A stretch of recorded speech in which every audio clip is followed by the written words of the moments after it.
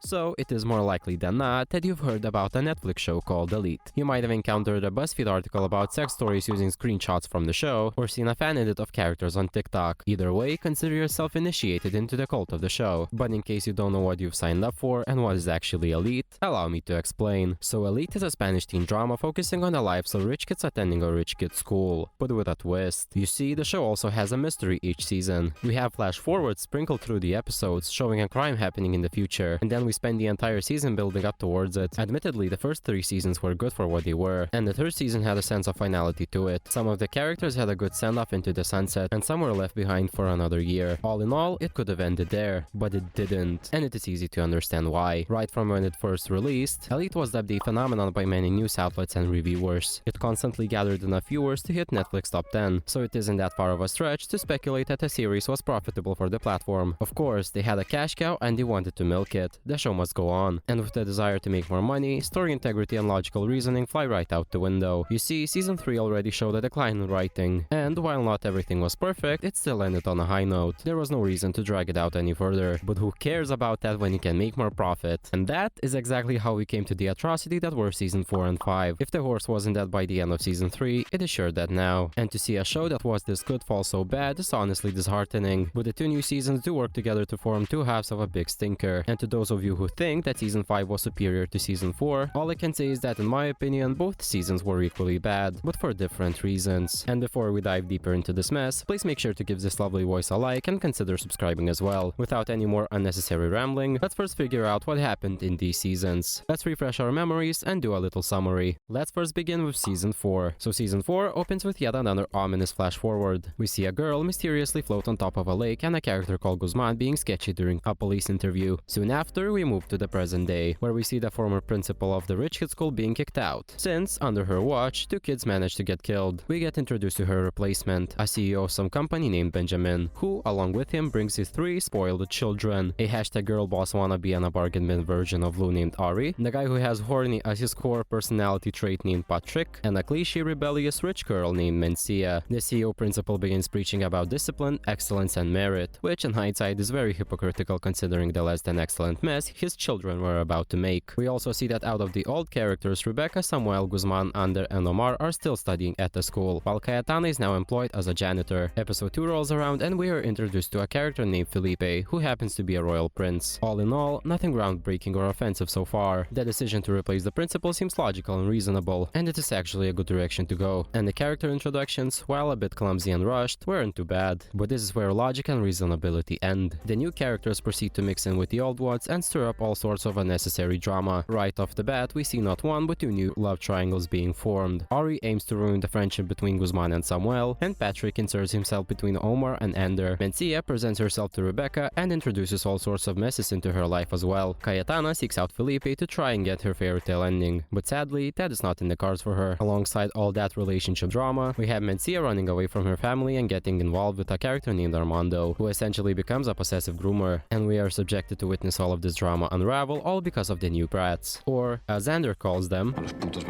this whole season was sustained by the 4 new characters stirring the pot and essentially reducing the show to a cheap soap opera. Besides all of that, there were more sex scenes than I could count. But what about any actual plot, I hear you ask? Well, the writers forgot about that, but I sure didn't. This season they were far more concerned with defiling the school showers instead of writing a compelling mystery. The writers seemed to completely switch gears from a teen mystery into highly produced Netflix version of a Brazzers video, but only with less plot, so we get to see the relationships being rushed and half-assed. The storylines go their separate ways with no real overlap. This also happens to be the last season for Guzman and Ander, and by the end, they dip out of the show. Now let's move on to season 5. In the beginning, we see Felipe being exposed by the girl who he sexually assaulted. Then we see another ominous flash forward of a body floating in the pool, and then we see Samuel confessing to a murder. Then we get introduced to 2 new characters, the alleged Ibiza princess Isadora, and the son of a famous football player named Ivan. Then Samuel officially gets together with Ari. Patrick tries to get together with Ivan. Isadora tries to get together with Felipe, and Rebecca and Mencia are apart. And again, out of all of that, a lot of unnecessary relationship drama ensues. Overall, it seems like these two seasons have lost the identity that made Elite actually Elite. Before, we had carefully constructed mysteries, and we had characters actually interact with each other outside of highly sexualized scenarios. The focus has shifted, and it is very clear. It was extremely hard to even put together a real summary, since a lot of what happens is so disconnected from each other that you can't even really streamline it. I glossed over a lot of things, and I didn't reveal how the mysteries unfold, but we will get into that later. And for the people like me who came here for the quality of the writing, it sure was nothing short of disappointing. I wanted to like it, I really did, but sadly, I did not. And I want to talk about why I didn't. And to do that, I must first start at the element that frustrated me the most: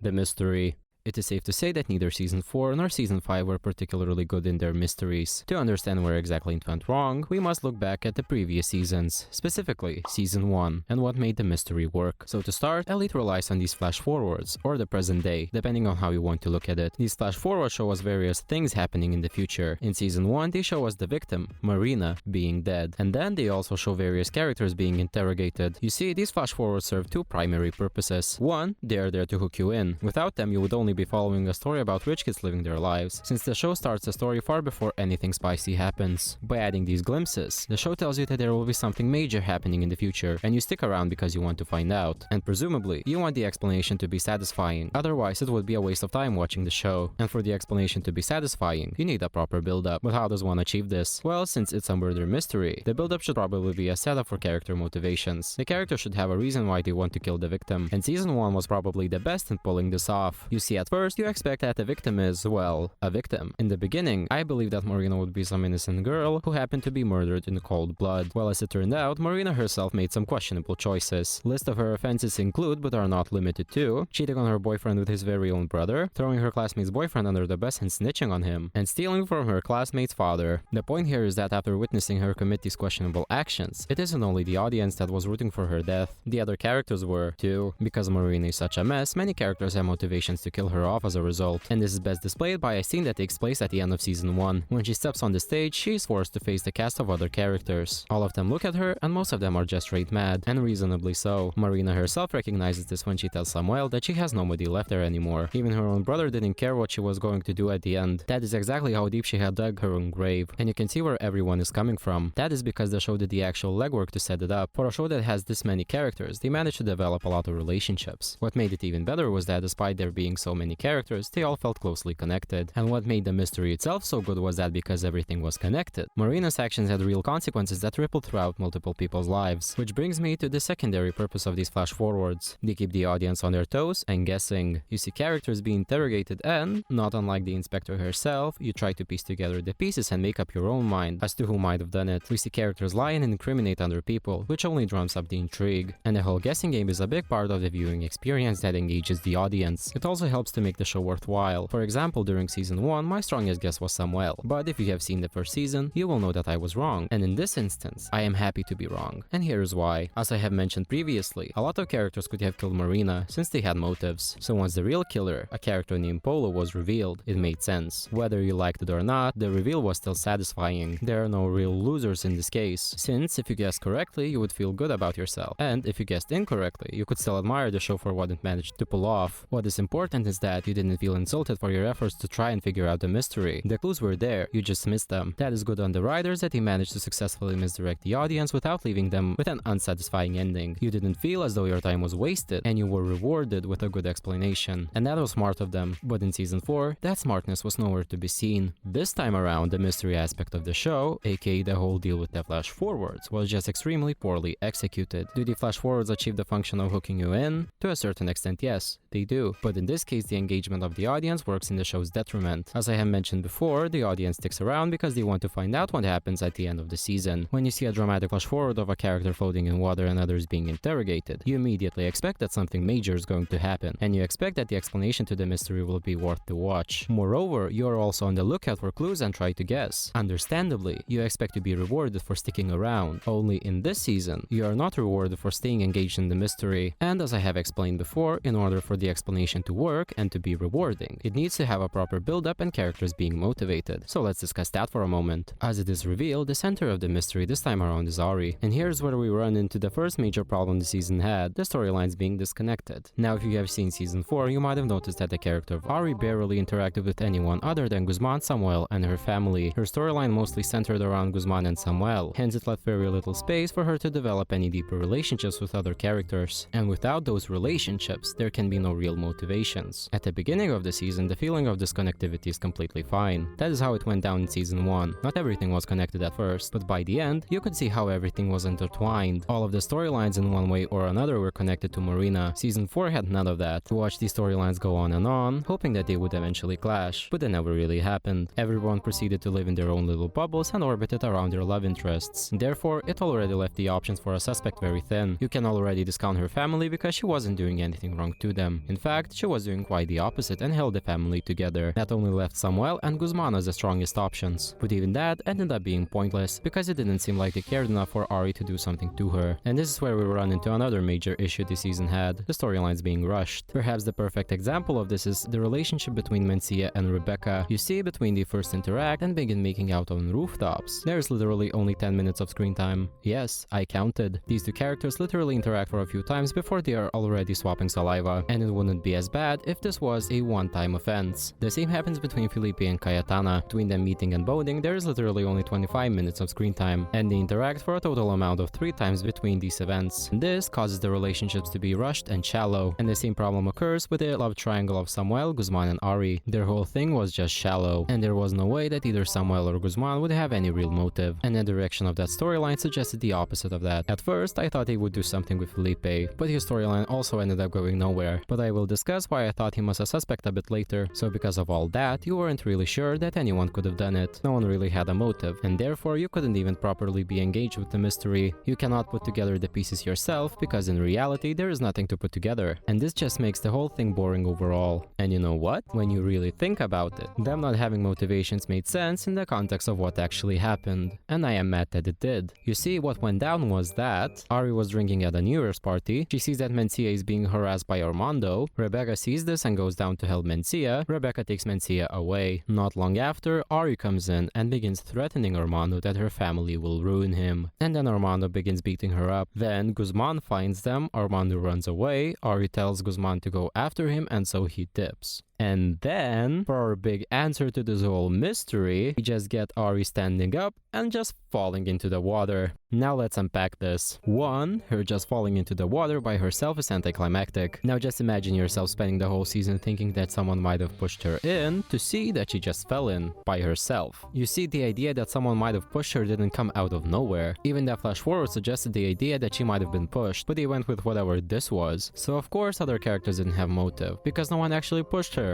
And of course they didn't need a motive, because none of the other main characters were involved. And that is just so incredibly boring. The writers seem not to understand that we as an audience come in to watch this mystery, partly because we know that one of the characters that we follow may end up being a criminal. We want to see what pushes them to do the crime. It adds this weird thrill, and because of it you cannot wait to find out. So to have some side character who was pretty uninvolved with a lot of what was happening this season to come in just like that is just insulting. What made season 1's mystery so good was that it was unpredictable. Season 4 was like that too, but in the worst way possible. Season 1 did a lot of the groundwork so that you could guess what was going to happen, but it obscured the answer with misdirects, yet it still had the clues there. Meanwhile, season 4 just straight up didn't even give any clues whatsoever. Even the flash forwards had no mention of this Armando dude, and it feels like they wanted to replicate season 1 without even thinking as to why season 1 turned out so good. And that is why shots like this, aka season 4 trying to parallel season 1, makes me even more mad, because they really think to themselves that this season is that good so that they try to do this cutesy shit, literally keep your mitts off season 1. And yes, that is a threat. So this means that a lot of the flash forwards are just useless misdirects, because the real answer isn't even hinted at. You end up watching an 8-episode show about teens having sex and see drama that amounts to nothing. And in the end, because they couldn't abandon the flash forward format, they remembered that they need to come up with some big shocking event for the audience to keep invested, and that is just really disingenuous. You as an audience member feel disrespected respect it because they fooled you into watching the whole thing. They wasted your time and gave you nothing in return. No rewarding experience, no big twist that you could gasp at. You literally take a huge bite out of a nothing burger. And 2, what sort of mystery is this? This isn't a mystery. This is just a sister trying to protect her sister. Ari already had a built-in motive, and Armando was just protecting himself from Ari exposing him. And that was literally as deep as it went. We didn't have some intricate and connected web of storylines to go with it, nor did we see Ari interact with this man that much beforehand. And the whole thing didn't even feel that important. Literally, you could watch only the scenes concerning Mencia's involvement with Armando and the last episode, and that would be literally enough. And this means that at the end, only Mencia's storyline actually mattered in this mystery, and that tells you a lot about the season. That is exactly why it didn't carry as much weight or repercussions as the season 1's mystery. It was only a small fraction of this huge mess, but he didn't even bother to use it in the flash forwards. Why wasn't Armando being questioned like the rest of them and given a treatment of a suspect? Which brings me to my final point. Armando wasn't there to be questioned for a reason. If you have seen season 4, you will know exactly what I'm talking about. But for those of you who haven't, well, he wasn't there because he was actually dead. Yes, the season indeed had a death, which was never even hinted at in the flash forwards, and it literally came out of nowhere.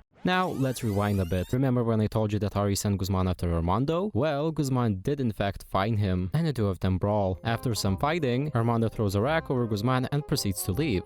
But then Guzman, being the little genius that he is, proceeds to shoot Armando in the back with a goddamn flare gun and kills him. But why? Why does Guzman think it is a good idea to go ahead and shoot a person in the back? It wasn't like Armando was gunning for him. In fact, he was about to get away from him. So instead of allowing authorities and Ari's father to take care of it, he decides to become the killer. And for what? It wasn't like he knew what went down between Mencia and Armando. He was already broken up with Ari, so was their love so strong that he felt the need to kill the guy? Not only that, why the hell didn't the season focus on Armando's death then? Why focus on Ari when you can focus on Armando being killed by Guzman? It just doesn't make any sense. To add icing to this nonsense cake, we see Guzman, Samuel, and Rebecca dump Armando's body into the lake while the whole place is crawling with police and ambulances. Like, how the hell did they manage to tie Armando's body up, carry it towards the lake, and proceed to toss it into the water without being seen by anybody? On top of this, the flash forwards themselves tried to manufacture some fake drama that went kind of nowhere and was literally there to fill up the space. For example, we see Ari being found, and at first we don't know if she's alive. Then we find out that she is alive. Okay, cool. And then, for whatever reason, we see her flatline in the hospital and think she is dead. But no, she comes back to life. And what was even the point of all that? Let's also talk about how the flash forwards themselves don't make any sense. So we see some of the characters being interrogated about what happened during the New Year's, right? And the detective guy basically keeps asking about what happened to Ari. He wants to find out who physically assaulted her. But do you know who is also present during these interrogations? Mencia. She and Rebecca literally left Armando on the lake alone, and Ari was found there. So why didn't Mencia speak up about it? Couldn't she have connected the dots? And we know that she in fact didn't say anything. And you know how we know? Because for whatever reason, detective proceeds to arrest Samuel the next day over some voice messages from Ari, and the detective suspects him to have assaulted her. Like, yeah, sure, she was hiding what happened between her and Armando, but she literally stood around and didn't say a thing whilst watching others being grilled by the police. Also, don't expensive clubs like these have cameras around? Or were they somehow turned off so that a plot could happen? The more I think about this whole deal, the more brain cells I lose. Just all around, season 4's mystery was a huge disappointment, if you can even call it a mystery. Whichever angle you want to look at it from, this season just under-delivers. There is no denying that. Admittedly, season 5 was a bit better at the mystery. The bar after season 4 was set so low that anything was bound to be better in season 5. And I will give season 5 props for one thing. That is, the explanation to the mystery wasn't as random. You could actually guess what was going to happen and be right about it. But I do think that this mystery was just too predictable. You knew that Benjamin was going to be the main suspect here right from episode 4. There wasn't really any mystery surrounding that. But hey, at least it made some sense. But this time around, the flash forwards themselves are just confusing. You see, when we begin season 5, we get a scene where Felipe gets exposed, and following the pattern of previous seasons, I thought that it already was a flash forward, but then we get an actual flash forward to Samuel testifying. Then another shot is of a floating body, and in previous seasons the flash forwards were somewhat chronological. It wasn't really hard to follow them, so you assume that both of these flash forwards with Samuel and the body are directly related, and you begin to think that Samuel might have killed somebody. But then, during the season, we find out that the flash forwards follow a dual timeline, I guess, or triple. So essentially, these flash forwards are thrown at you from different points in time, and it becomes difficult to keep a track of them, and therefore it is hard to understand what actually happens in the future, and the mystery just wasn't really engaging, at least for me. My main issue is that in season 4, the main killer of Armando, Guzman, exited the show, so immediately it rose some concerns about how they would handle the killer not even being there. The way the writers managed to tiptoe around the killer not actually being in the show was kind of ridiculous, because it spawned a whole storyline about Benjamin being shady. So what went down with the mystery was that the body of Armando floated up from the bottom of the lake, and drama ensued. And it was also revealed that Benjamin was actually a sketchy dude, and as it turns out, Armando had some compromising information which implicated Benjamin in his death, and that was a complete ass-pull. This actually could have been an interesting twist on Benjamin, but only if it didn't contradict what we already knew about him, and only if they had done the legwork and set it up back in season 4. What happens next is that Benjamin asks Samuel to confess to Armando's murder. Benjamin also promises to get him out on bail and make it go away, and being a naive little idiot that he is, Samuel confesses, and wouldn't you know it, Benjamin decides to let him rot in prison. Samuel ends up being bailed out by his friends and finds out about the blackmail. He acquires the compromat and threatens Benjamin. This makes Benjamin mad, and he tries to fight Samuel for it. But of course, a big old whoopsie happened, and Samuel ended up floating in the pool with his head cracked open. If you actually think about it, this twist on Benjamin didn't even make much sense character-wise. In season 4, he cared for Samuel, and in season 5, he was somehow so evil that he was ready to sacrifice Samuel so that Benjamin himself wouldn't end up in jail. Not only that, but he was also ready to ditch a half-conscious Samuel after he slipped and cried his head open because of him by the pool. Another issue for me was that it mostly piggybacked off the last season and the death of Armando, and not in a good way. You can make an argument that the first 3 seasons did the same, but at least each mystery had a proper conclusion from season to season. And I must also point out that when the first season was released, some people were justifying the awfulness of the season as it being a setup. Yes, the 5th season does conclude the whole Armando debacle, but that doesn't make season 4 any better, and I understand that they tried to set up something for season 5's mystery, but in doing so they also undermined season 4, and by a lot, and that is partly why I just can't get behind the season 5's mystery. The 5th season also suffered from the same problems as season 4, having a ton of filler. In this season, the worst offender of this problem is probably Omar and the whole storyline with Bilal. I honestly don't even get the point of Bilal. He was literally introduced to the show to do nothing else except fill up screen time, which could have been used, I don't know, for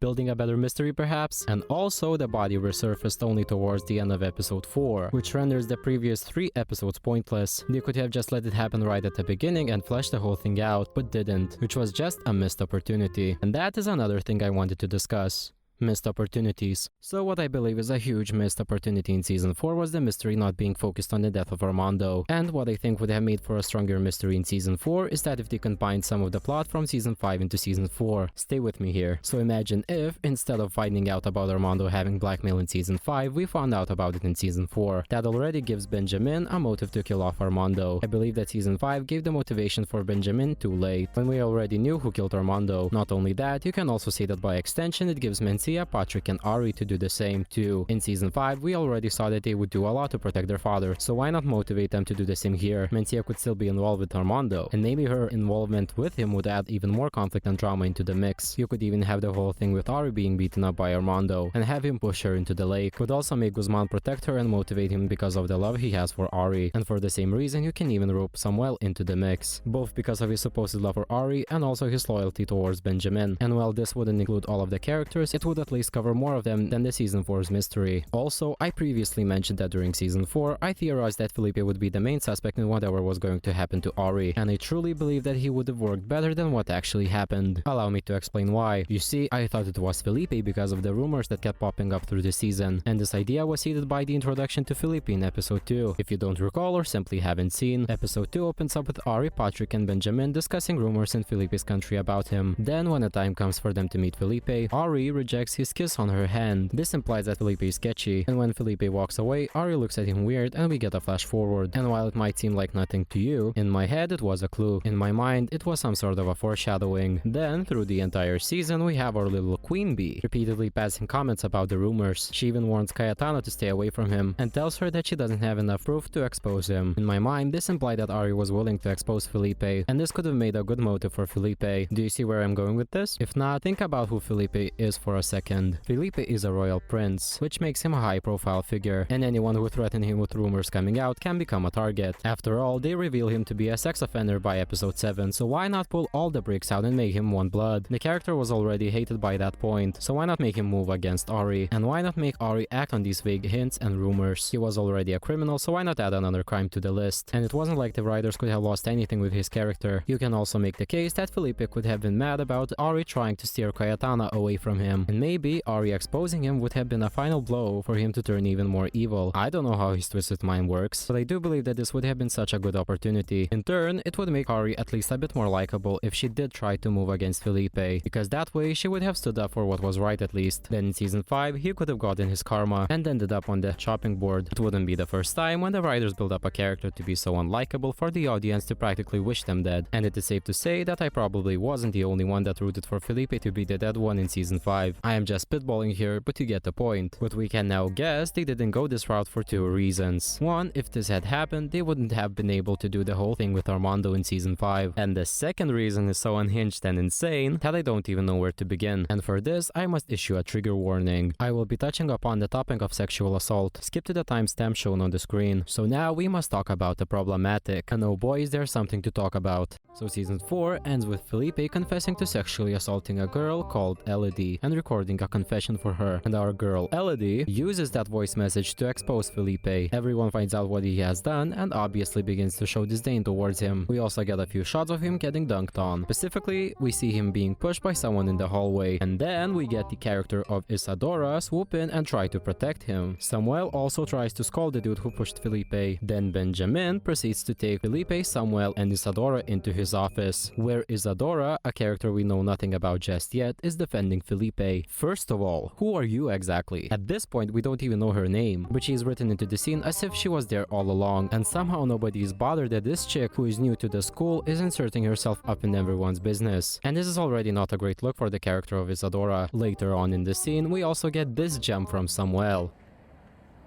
Me di cuenta de que todo el mundo tiene derecho a redimirse. And from that, I already saw where the season was going, and I hope you're ready for this. Spoilers, by the way. So this season, what they were going to try and do is redeem a sexual offender. The writers are just geniuses, aren't they? So they try to do that by first victimizing Felipe because others are treating him bad. Every time we see him pushed or handed scissors to castrate himself, we as the audience are meant to feel sympathy for him. Just allow that to sink in. Is violence or bullying acceptable? No. But will these things change the way we perceive Felipe? Also no. The only thing that isn't as bad in the storyline is them showing Felipe getting help. But even after that, Felipe proceeds to whine about how bad it is for him, victimizes himself, chastises Cayetana for holding him accountable, and drops the counseling altogether. And all of this just makes him even more insufferable. But what is even more insufferable is the fact that the character of Isadora, one of the new characters introduced in season 5, exists for the sole reason to redeem the character of Felipe. Let me explain. So throughout the season, we see Isadora repeatedly protect Felipe. She continues to dunk on Cayetana and downplays her experience with Felipe, but that is not the biggest issue concerning her character. The biggest issue arises from what happens to her at the end of the season. So in episode 7, she takes 4 guys with her to Ibiza. Felipe also gets there. They do drugs, and then Isadora sadly ends up being sexually abused. Fast forward to episode 8, we see Felipe find out about the assault, and then attack the abusers, yelling how wrong the thing was. And then we see Felipe sit with Isadora at a police station, holding her hand as she reports what had happened to her. And you can clearly see what they, the writers, are trying to do here. They are trying to show that Felipe has changed and grown, and in turn they want to redeem him. But there are a few obvious problems with this. Well, for one, this whole situation is absurd. Now imagine yourselves in the shoes of somebody that has experienced assault. And if you have experienced it, would you want to go to the police station with somebody who has committed the same? My question here is that wouldn't Isadora realize how wrong she was about protecting a person like Felipe? And wouldn't her experience make her sympathize with Elodie and Cayetana? Wouldn't this cause for her to push Felipe away? It is already disappointing that he put the character through such a traumatic experience in the first place, since the show doesn't know how to handle this topic at all. They keep exploring it for presumably shock value, and that is just exploitative. And 2, a person such as Felipe can never be fully redeemed, and I really don't get why this concept is so hard to understand for writers. And sure, he might not repeat what he has done, but you can never ever erase the damage he has caused. The eyes of the viewer, his character will be beyond redeemable. redemption, because sexual assault cannot be washed away with a few moments of trying to fish for sympathy. And also, I am pretty sure that nobody wants him to be redeemed. Trying to redeem a character like Felipe is an insult to actual sexual assault survivors, and it is honestly mind-boggling to me how the writers thought that any of this was a good idea. But this is not the end. No. It gets worse. So after season 5 was released, various interviews with showrunners came out, and in one of them, I kid you not, one of the creators of the show said this: "With the character of Valentina, we wanted to deal with feminism." Excuse me, what? They mean the same character that kept defending a sex offender? The character that kept picking on Cayetana because she dared to call out Felipe? Just look at the showrunners doing God's work, everybody. Just a couple of men reinventing what feminism is. On top of all of this, the show about school students also has become a softcore porn. The amount of sex scenes in both season 4 and 5 is just staggering. Instead of real character development, we get a pointless sex scene about every 10 minutes or so. And yes, you can see that the first 3 seasons has them too, but at least back then, they either had emotional weight or were relevant to the plot, and they weren't as common. Furthermore, the 2 seasons are just filled with scenes that are just weird.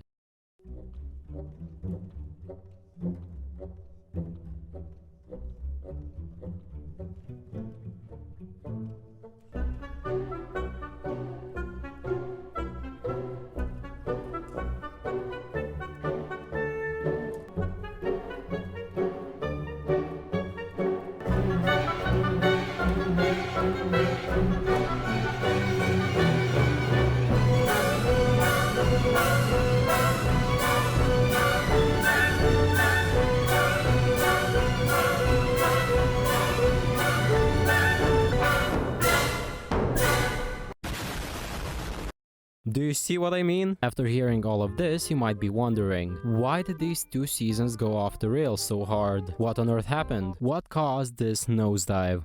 We cannot know exactly for sure, but I do have a theory. You see, season 1 was written entirely by the 2 show creators, Carlos and Dario. They, along with a guy named Diego, were the 3 executive producers for Elite for the first 3 seasons. But after season 3, Dario left the show. In his place, a guy named Jaime was promoted to being an executive producer. Now what is interesting is that in seasons 4 and 5, neither Dario, who obviously left the show at that point, nor Carlos had any writing credits. Most of them went to the new executive producer, Jaime. This guy wrote 5 out of 8 episodes in season 4 and 6 out of 8 episodes in season 5. Whether his promotion with the show's downfall is a coincidence, I will allow you to decide. But what is undeniable is that Elite took a huge nosedive after season 3. They also happen to be already renewed for season 6, and the creators keep raving about how they want to do more seasons. One of the creators even went as far as to say they could do 10 seasons. Go off, I guess. Overall, there were a lot more things I could have touched on, but most of these things have already been discussed on the internet enough, and I didn't want to repeat those opinions. But by doing this video, I hope to highlight something that I haven't seen discussed. I personally came to the show for the mystery and stayed for it as well, and that is what is important to me. But listen, the bottom line here is that, at the end of the day, it doesn't matter what I think. I am not your mother, and I cannot tell you what to watch or enjoy. Would I recommend these seasons of Elite to a friend? No, probably not. And while I didn't find them particularly enjoyable, it does not mean that your opinion is not valid. If you enjoyed it, good on you. I don't think that you deserve to be bonked on the head because of that. Do I think that the future seasons will improve? I mean, there is always a chance, but I am not particularly optimistic about it. From what it seems, the show doesn't plan on being what it was back in the first 3 seasons. Even the whole marketing campaign for season 5 seemed like they were there to advertise the more promiscuous aspect of the show, and I do not believe that the show will steer away from that trajectory. And truth be told, I cannot make any promises that I won't make any videos on season 6 once it hits Netflix, because I will likely still watch it. It took me way too long to put together this video, so I want to thank everyone who stuck around until now. It has been a ride. If you enjoyed the video, please make sure that you hit that like button, and also don't forget to subscribe so you don't miss out on any future content. If you have any suggestions, please make sure to comment down below. Once again, thank you for being here, and I will see you next time.